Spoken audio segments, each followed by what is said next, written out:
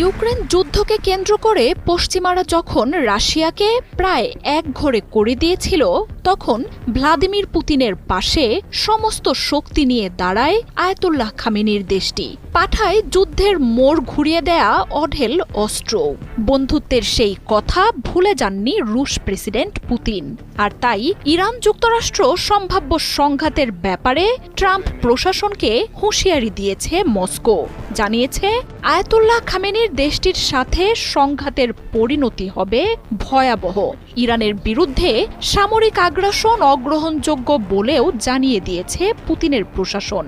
ইরানে যদি সত্যি কোনো আগ্রাসন চালায় আমেরিকা, তবে রাশিয়া দ্ব্যর্থহীনভাবেই পাশে থাকবে, এমনটাই মনে করছেন বিশ্লেষকরা।